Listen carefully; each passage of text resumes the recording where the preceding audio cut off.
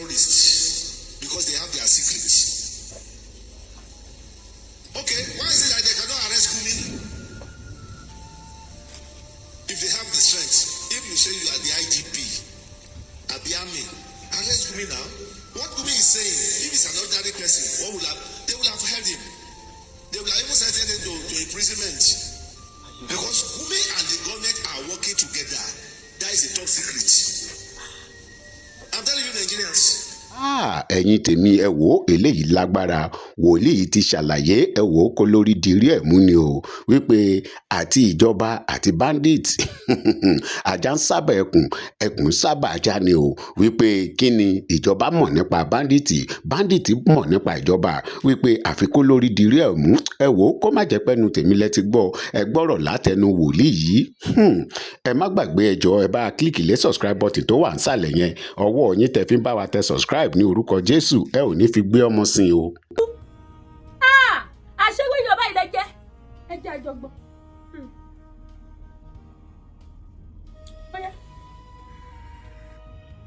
ẹjẹ́ dá padà sẹ́yìn tó ń mò ń gbọ́ lọ ní ìjẹ́tí gbọ́tọ̀gbọ́. You can actually remove statements and speak the truth for the first time in his life without being scared of arrest. Watch. We are talking about terrorists. Who initiate terrorists? Tinubu. Politicians. How? They are using them for their own selfish end. Nigerian politicians encourage terrorists. That is why every government is afraid to fight terrorists because they have their secrets. Okay, why is it that they cannot arrest Gumi? If they have the strength, if you say you are the IGP, Abiami, arrest Gumi now. What Gumi is saying, if it's an ordinary person, they will have held him. They will have even sentenced him to imprisonment. Because Gumi and the government are working together. That is a top secret. I'm telling you, Nigerians. That is why everybody now must defend themselves. Don't wait for Nigeria. You want to say after that, Kakanfu. Has already been Kakanfu lies.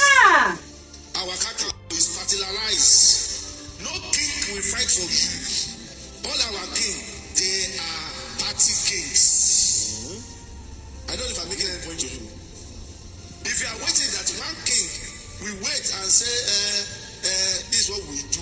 No king is ready to do anything. No. What they want to do is to buy Rolls Royce, Bentley. That's what they want to make dollar. Our king is dollarized. They don't know anything about culture. Culture is dead. It's dead. So, if you say that OPC, APC, RTC, FFR will come and protect you, you are wasting your time. Church, see how to protect yourself. Meanwhile, Ogun State is the next place where This is a warning beforehand now. Not wait till it. No. Ogun,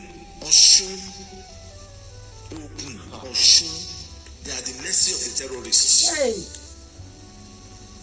Why are we wasting our soldiers? When you know that you politicians cause terrorists, why can't you go and do the needful? Instead of sending the soldiers to war all the time, killing them. Every day they kill our soldiers. What's the work of the chief of army staff? What are they doing? Wow. Who is protecting who? Only God is protecting us. So don't let it get to a situation where Nigeria will revolt. They will revolt against the government in this insecurity. They are trying to enter Lagos, but they are still looking at it that Lagos is a dangerous place for them to enter. This is a warning. If you like, take it. So everybody must be conscious and very protective of yourself. Government will not protect you. They will only speak language and they will pay ransom. They are paying ransom to defend themselves. And they negotiate with terrorists. It's a bad attitude. So what is Tinubu? Why is Tinubu afraid of terrorists? And you want to put second time? Is it possible? When you are afraid of these terrorists, people who are going to vote for you, they have kidnapped them. want to win.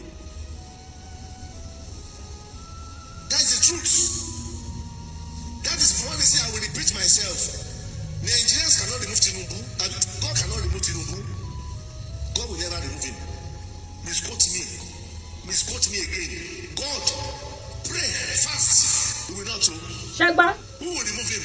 Your cards and your votes. If you are determined today to remove him, no power can do rigging. Rigging will not work when Nigeria is ready to remove him. And if there's an election today, he cannot win. I'm be honest, even Peter Obi will not win. Obato. Aloba wa win. Will not win. We are waiting one by one until you see who will win. See who will. Kakoko mo látorí Ààrẹ Ọ̀nà Kakanfò. Iba. Ẹ fa tẹ́tẹ́ disa. Ẹ má bínú o. Èmi á sọ tọrọ. Mo rí fídíò yín kan bí tẹ́ tí ń jó. Àdàbí abiyin o, àdàbí abèrè. Ohun tí a gbà lọ́wọ́ yín o, àdàbí abiyin. Gbogbo Nigerian politicians àdàbí abiyin. Gbogbo olóṣèlú Nàìjíríà lọ́ba níjòyè àdàbí abiyin. Àwọn ọmọ ọlọ́mọ wà nínú ìgbèkùn. Ẹ̀yin kó sáṣọ funfun. Ẹ kó lẹ̀kẹ̀ sọ́rùn ẹ̀ ń jó. Àwọn ọmọ wà nínú ìgbèkùn. Ẹni máa ṣílé ń ṣílé. Ẹni máa kómọ ń kómọ. Ẹni máa wẹ mọ́tò ń wẹ mọ́tò. Ẹni máa pẹ̀rọ̀dún. Kí ló dé ìwọ̀n Nàìjíríà? Irú ẹ̀yà wo lọ́lọ́run dá wa ní ìlú Nàìjíríà? Irú ẹ̀mí wo ló ń gbé inú wa nílùú Nàìjíríà? Ìbà Gani Adams. Ẹ ṣàkíyèsí wípé àwọn èèyàn ti reject yín. Ẹ ti tẹ́ gọ́sà. Wọ́n kọ̀ ní nítorí ẹ pera yín ní olórí ogun. Especially ní ìlú Ọ̀yọ́. Kò sígbà tá bá ní ibà ìdìde. Ẹ ṣe bí akọni. Ẹ ní Aláàfin ló fi yín joyè. Ìlú Ọ̀yọ́ ló ti fi yín joyè. Ìlú Ọ̀yọ́ ló lágbára àti ṣẹ́gun fún yín. Ogun wá wọlé ní ìlú Ọ̀yọ́ ó kó wọn. Ẹ rí kankan ṣe sí. Kò tiẹ̀ lè dùn mí fún yín. Ibi tẹ́ pè ní ìlú yín náà ṣe bọ́ kó yín ní ọkọ wọn níbẹ̀. Arigidi àkókò. Ṣebí Boko Haram wọ ọbẹ̀ kí ni ẹ ṣe? Ẹ̀yin àgbá òfìfo. Ẹ̀yin oní camouflage sọnù. Bàbá sì wí tán. Àkùkọ gàgàrà yóò ní jẹ́ kí kékeré ó kọ. Àìmọye àwọn ọmọ tó mú yes tí wọ́n tó gbangba sùn lọ́yẹ́ tó wà lẹ́yìn yín. Ṣùgbọ́n tẹ́ ẹ̀ní jẹ́ kọ́ gbére. Bẹ́ẹ̀ dẹ̀lẹ́ ẹ̀ wúlò fún ìlú. Ẹ wá sọ̀rọ̀ ayé dorógbó apá kò láwé àtúnjẹyẹ ẹ̀ tún kóró. Ìbà Gani Adams. Pásítọ̀ ti sọ̀rọ̀. Wọ́n ní àní ààrẹ kankan. Òfò lọ ané nílẹ̀ Yorùbá. Kọ́ lọ kó bá wa ṣí òfò lọ. Kó fún wa láyọ̀ nílẹ̀ Yorùbá. Kọ́ lọ bá wa lé òfò. Ẹ bá ń ṣe ẹ̀ṣọ́ yìí o. Ẹ jẹ́ kó dọ́dọ̀ Ìbà Gani Adams. Mi sọ bẹ́ẹ̀. Gbogbo ohun tí mo bá sọ. Mo sọ nìyẹn. Mi sọ. Nítorí abiyamọ ni mí. Ènìyàn ni mí, mi ò kí ṣe wèrè. Omi àánú wà lójú tèmi, èmi ò gbómi ọ̀dájú ságbárí. Tí gbogbo wọn bá gbé omi ọ̀dájú ságbárí tó bá jẹ́ òun ló fi ń ṣe wá báyìí. Àdàbí àbí gbogbo yín léèrè. Ọ̀yọ́ ló lè ṣẹ́gun fún mi. Ọ̀rẹ́ ló fi mí yọ̀yọ́ ló fi mí jẹ́ Ààrẹ Ọ̀nà Kakanfò. Aláàfin nìkan ló láṣẹ. Òun ló lágbára láti ṣẹ́gun fún mi. Àbí kìí ṣe bẹ́ẹ̀ ṣe sunkún orí kiri láti bí ọdún mélòó sẹ́yìn nìyẹn. Àmọ́gbà tó di 2026 ń ṣe tún níjọba lẹ̀ ń retí. Sure kẹlẹ̀bẹ̀ lára yín sà. Sure Ìbà sure lára yín. Tó bá tún wá kúrò ní ìjọba kó ṣẹ́gun fún yín, ta ló tún wá kú o? Torí mo rí yín tẹ́ tún gbé microphone tẹ́ ní ẹ̀yin ránṣẹ́ síjọba. Kó tó dàbá ìkọ́ la ti ń pariwo. Ìgbà ta ti ń ké lóhùn rárá. Ta ti sọ̀rọ̀. Kí lẹ ṣe? Kí lẹ sọ fún wa? Orin kí lẹ bá wa kọ sí gọ́gọ́ wa? Orin Ọ̀yọ́ ló fi yín joyè, Ọ̀yọ́ ló lè ṣígun fún yín. Ọ̀tọ̀lẹ̀ pariwo títí tí pé Lámídì ló lè ṣígun fún yín. Lámídì tún wájà tán. Ariwo Lámídì lẹ́ ń pa, òun ló fi yín joyè. Ọ̀yọ́ ló lè ṣígun fún yín. Aláàfin Ọ̀yọ́ tuntun débẹ̀. Ṣáwọn ògbógun ṣe fún yín ni. Àbí bí ẹ ti pé Aláàfin Ọ̀yọ́ wọ ìyẹ̀wù. Ẹ ti rá baba níkò nítorí pé kí ni ìgbéraga pọ̀ fún yín. Gbogbo èèyàn lẹ́jọ́ lọ. Ẹ ti wò pé Aláàfin tó débẹ̀ ọmọ ló jẹ́ sí yín. ẹ ti pè wọlé ẹ ti ránkò ní ò ṣe lè ṣẹ́gun fún yín ní ò ṣe lè pàṣẹ fún yín pé Gani èmi mo fi ẹ́ joyè o àwọn bàbá mi ló gbé ọ síbẹ̀ ogun ti wọ ìlú Ọ̀yọ́ o ó yá gbéra lẹ̀ kó dìde àbí Ààrẹ Ọ̀nà Kakanfò àná torí kí ló ṣe fi jẹ kì í ṣe torí ogun ni kógun mà kó wọn ló ìlú Ọ̀yọ́ ṣé báwo ló ṣe fàárí ọ̀nà jẹ́ ogun wá wọ̀ ìlú Ọ̀yọ́ ṣíkín ẹ tún wá gbẹnu sókè ẹ ṣẹnu bí ìgò tàdá ẹ wá ń pariwo ẹ bá ṣe ẹṣọ ìkọdọdà wa jága ibà kọ wá fún mi ó tó jọ mẹ́ta ó ti bú mi tipẹ́ ẹ tún wá ń pariwo ìjọba ni kò ṣígun fún yín lẹ́yìn aláìní kan ṣe àgbá òfìfo tó kàn pariwo kiri lé àfi kẹ bọ́ sí kékeré máa ẹ lọ́mọgun kíní kan lọ́mọgun kíní kan ojú òtí ẹ̀ ti gbogbo yín ni ojú òtí yín ni ṣèbí wọ́n ní títa ríro là ń kọlà ṣé gbogbo yín ẹ̀sùn ohun ọmọ wo ìṣẹ́jú kan tí ò ní jọ adùn tí ò ní jọ ikú tí ò ní jọ ìrora tátọ̀ fi ń jáde lára yín sára ìyá kó tó dọmọ tẹ̀tẹ̀ wá wọ ẹ̀wù oṣù mẹ́sàn-án ohun táláboyún là kọjá tó fi gbé oyún oṣù mẹ́sàn-án kẹfì bá wá solutions tó wà lẹ̀ tó bá sọ fún mi pé wọ́n máa ṣọdún iléyá lu Nàìjíríà yẹn ṣá máa jiyàn ṣá àfi bá dẹ̀ ṣe rí tí gbogbo wọn dẹ̀ ṣọdún nílùú Nàìjíríà ẹni tó dé bá àwọn ló mọ̀ irú náà tó jó wọn ẹ wo gbogbo àwọn ọmọ tó lọ kó l'Ògbómọ̀ṣọ́ ẹ̀yin ọmọ Yorùbá tàtà tí a bá dákẹ́ ẹ rántí àwọn ọmọ tí yóò bí ìjọ kìíní àná ṣe gbúrò wọn mọ́ Ọlọ́run má jẹ́ kó àwọn ọmọ ìdàbẹ̀ ìjẹ́ gbọ́ kíjọba sọ̀rọ̀ kan pa àwọn ọmọ yẹn mọ́ àwọn tó kọ̀ ló mọ̀ àwọn ìyá àwọn ọmọ yẹn ló mọ bí tí nǹkan bá lára wọn sí àwọn ló ń fojoojúmọ́ ṣe fídíò ló ń fojoojúmọ́ wo ṣòdì máa sá kíjokíjo kiri títì ni wọ́n pariwo sórí social media pé kẹgbà wọn àwọn ọmọ àwọn ẹ ṣàánú àwọn ìjẹ́ gbọ́ kíjọba ṣe nǹkan kan sí mọ́ ìjẹ́ gbọ́ kíjọba sọ̀rọ̀ the only thing tẹ́ máa gbọ́ ni pé we are working on it since when to when láti ìgbàwo sí ìgbàwo ìjọba ṣe wọ́n kàn ní tí wọ́n ti ní nǹkan kan ṣe sí o Gumi wà nínú Nàìjíríà Gumi mọ bí tí Boko Haram wà Nàìjíríà government kò ní dáa fún yín Bíbélì sọ wípé wí fún ẹni búburú wípé kò ní dáa fún Bíbélì ló sọ bẹ́ẹ̀ Bíbélì ní sọ fún ìkà ènìyàn wípé kò ní gbẹ́lẹ̀ ayé ṣẹrẹrẹ mọ́ ẹ ní ṣẹrẹrẹ mọ́ ìpọ́njú lẹ́mọ́ máa fi lórí ayé yẹ̀yìn Nàìjíríà government ẹni kí ló fa ìpè tí lẹ́ni kí n ṣe tó tó yìí ara ló ta mí nítorí pé kí ni ẹlẹ́wọ́ àwọn ọmọ tí wọ́n kó ẹ bá ṣe ẹ̀ṣọ́ yìí o ẹ wọ àwọn ọmọ tí wọ́n kó Gumi mọ bí táwọn Boko Haram wà ẹ ṣe mú Gumi kó mú yín lọ síbi táwọn ọmọ tó kó wà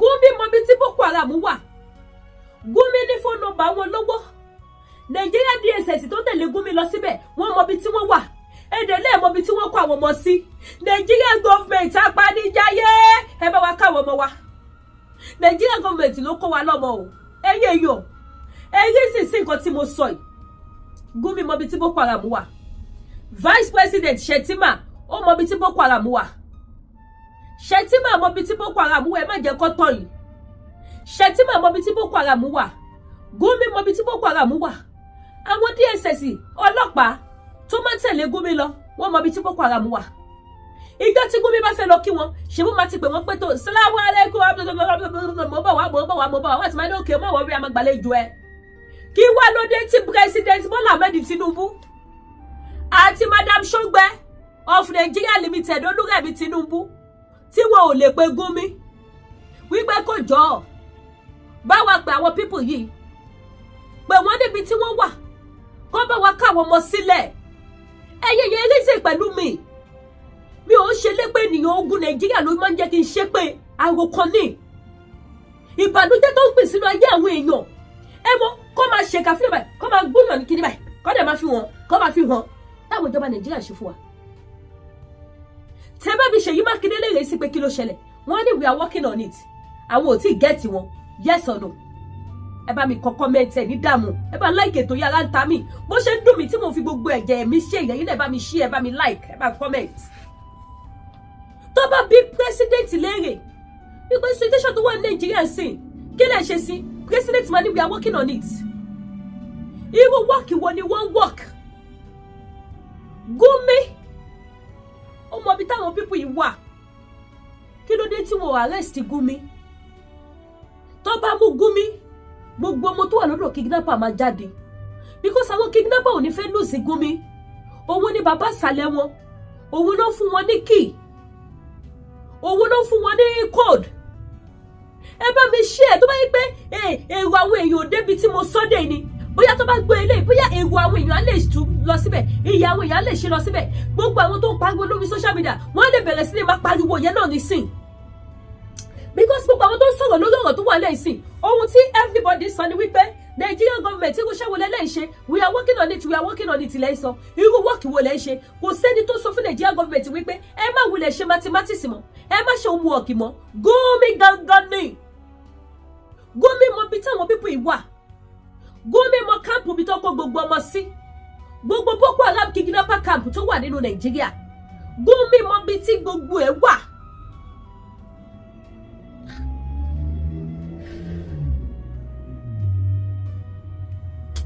Má ṣe o Gumi mọ bí tí gbogbo àwọn káàpù yìí wà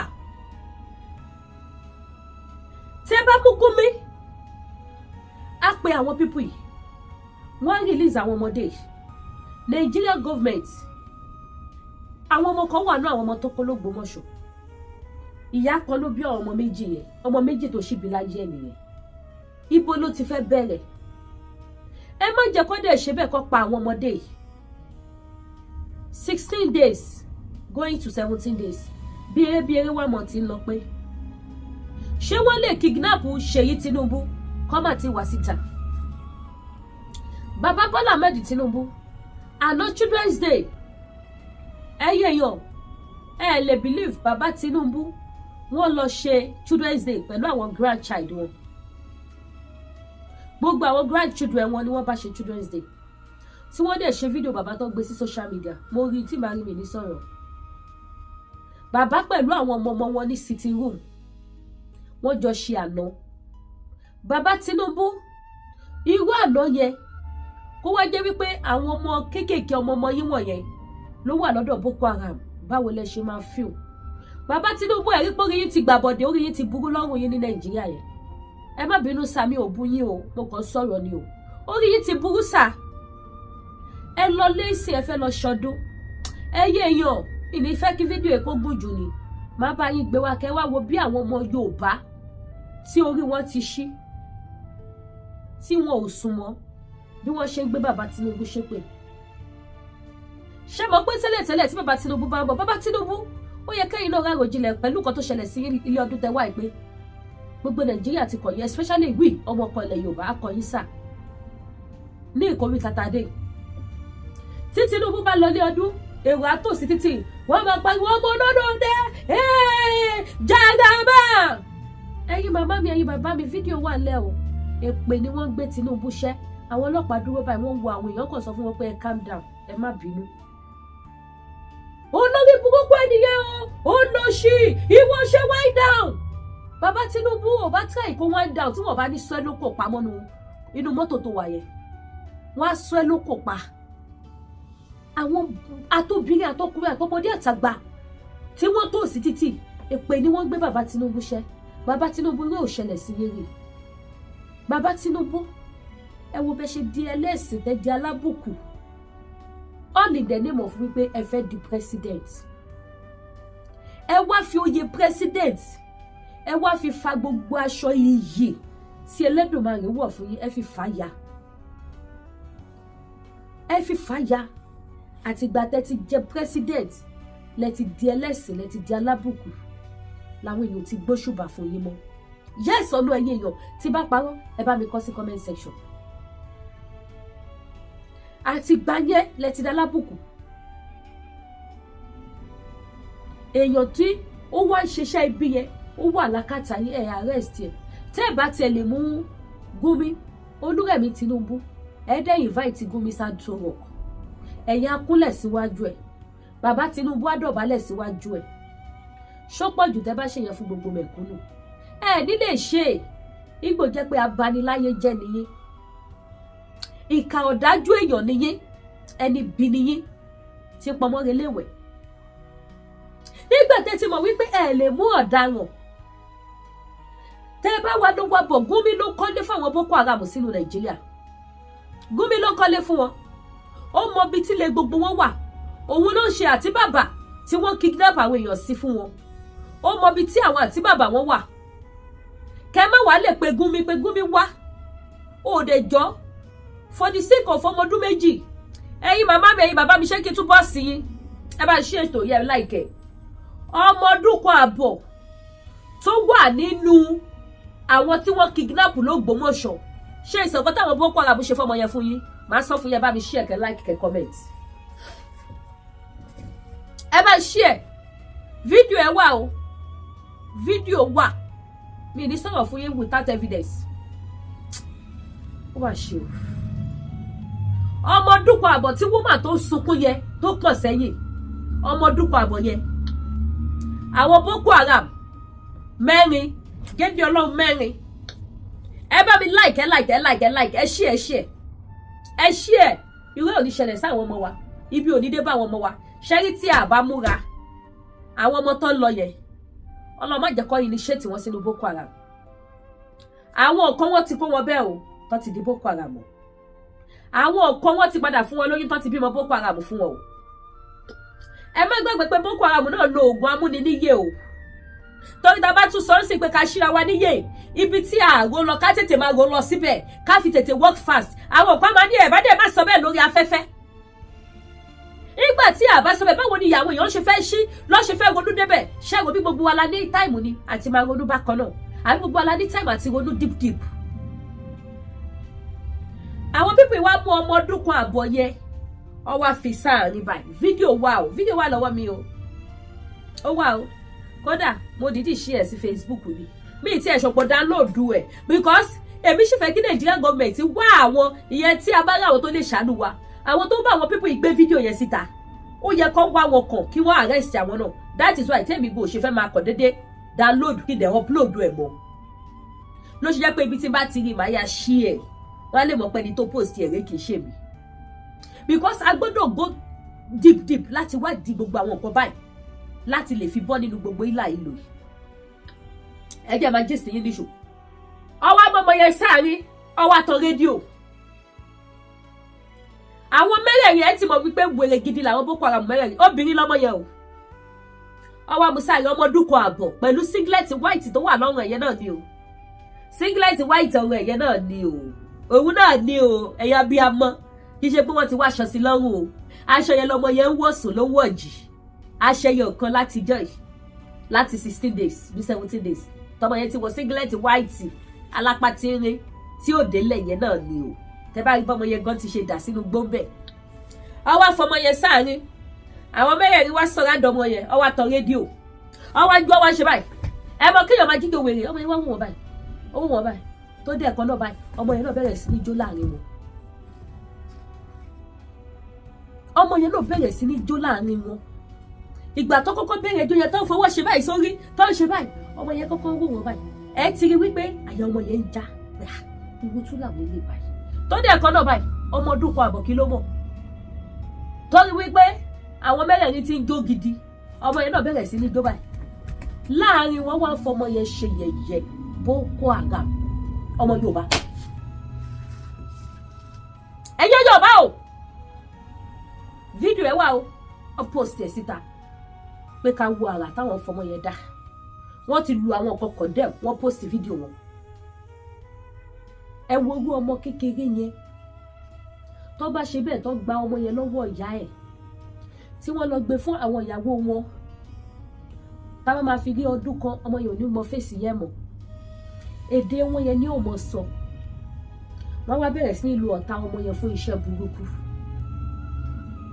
bẹ́ẹ̀ ni àbí bẹ́ẹ̀ kọ́ ẹ lọ wo fídíò káàpù àwọn ọmọ kéékèèké tí Boko Haram kọ́ tí wọ́n ti rán yúnífọ́ọ̀mù fún wọn bí aṣọ ẹlẹ́wọ̀n blue uniform ibẹ̀ lọ tí ó kọ́ àwọn ọmọ kéékèèké yẹn bọ́ ṣe máa yìnbọn àwọn kan wà YouTube ni ò lè jẹ́ kí n máa post yẹ gbogbo nǹkan tí èmi lè dìde bá sọ fún yín ẹ̀yin màmá mi ẹ̀yin bàbá mi mo fi Ọlọ́run tó dá mi ṣẹlẹ́rìí mo ní fídíò ẹ̀ lọ́wọ́ ìmí ìbáyìí mo kàn dé máa delete fídíò yẹn ni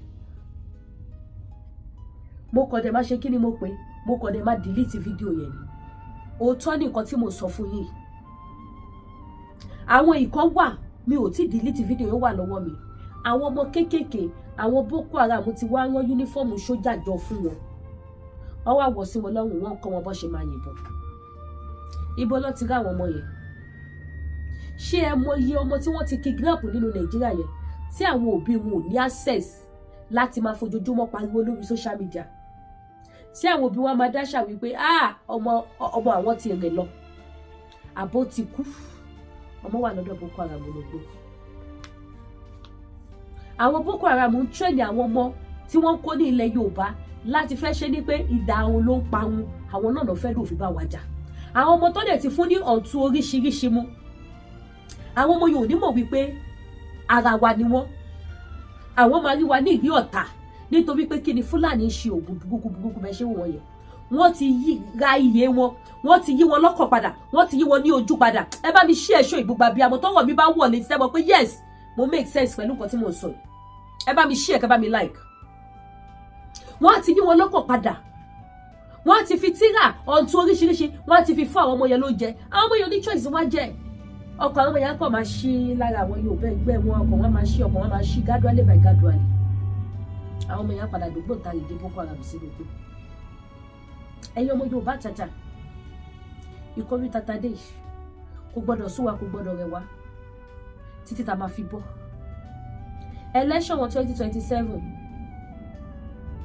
ẹ má gbẹ́mi ilé ṣe bẹ́ẹ̀ gbọ́ ohun tí bàbá yẹn sọ nínú gbogbo àwọn tó wọ́n give prophecy ní 2023 bàbá yìí nìkan ló give prophecy wípé Tinubu ló máa wọlé, ṣùgbọ́n ọ̀tá wa máa rí ìnira, ọ̀tá wa máa fẹ́ lẹ́kùn. Bàbá yìí ti wá give prophecy báyìí, wọ́n ní Tinubu ò ní wọlé lọ́tẹ̀, wọ́n láti kú ò ní wọlé, wọ́n lóbi ò ní wọlé, wọ́n ní ká máa wò. Àwa àwọn ẹni tó fẹ́ sọ fún wa pé ó máa wọlé báyìí, ṣùgbọ́n mo fẹ́ kẹ́ mọ̀ wípé ẹnikẹ́ni tí ìbáwù kó wọlé ìnira ní o, ikú burúkú ló tún wọlé sílùú Nàìjíríà yẹn o. Ẹ jẹ́ ká tètè máa ní plan A plan B, ẹ jẹ́ ká tètè máa mọ nǹkan tá à ń ṣe. Ojú òní ti wà, ẹ wá ra ohun tí mò ń tà. Lákọ̀ọ́kọ́ mo fẹ́ dúpẹ́ lọ gbogbo ẹ̀yin tẹ́ ra ọjà, gbogbo ẹ̀yin tẹ́ place order, gbogbo ẹ̀yin tẹ́ make payment, thank you so much. Gbogbo ẹ̀yin tẹ́ order cream láti jẹta, ẹ ṣé gan, mo dúpẹ́ lọ́wọ́ yín. Now ẹ̀yin tẹ́ ti rajà kí lẹ̀ ń dúró dè? Mo sọ fún yín pé mo ṣe sales aṣọ lọ́wọ́. Gbogbo ẹ̀yin tí ẹ bá fẹ́ mọ́ dáadáa, tẹ́ fẹ́ glow. Ṣé àwọn ẹlòmíì wà wọ́n pupa, but pupa wọn yẹn ti ṣì, pupa yẹn ti ṣì. Gbogbo ẹ̀yin tẹ́ fẹ́ kí pupa yẹn kó jáde síta kó dáadáa padà, kó bẹ̀rẹ̀ sí ní glow padà, ẹ pè mí, cream wà bí báyìí tẹ́ máa lò. Mo láwọn set of cream tó yẹ pé tí ẹ bá lò máa fún yín ní guarantee lé lórí. Yes, mo mọ̀ nǹkan tí mò ń sọ, mo mọ̀ nǹkan tí mò ń ṣe. Máa fún yín ní guarantee lé lórí, tẹ̀dẹ̀ máa rí iṣẹ́, ó yẹ pé bí bá ṣe sọ fún yín bẹ́ẹ̀ náà lẹ ṣe máa bá. Kò sí àní, kò sí story níbẹ̀. Gbogbo ẹ̀yin tẹ́ bá need àwọn cream tó dáa, àìdẹ̀ yóò tẹ́ wá fẹ́ tẹ́ máa fi pupa, ẹ kàn fẹ́ kí skin yín yẹn kó máa tutù lójú, kó máa look fresh, cream tẹ́ máa lò wà, ọṣẹ wà.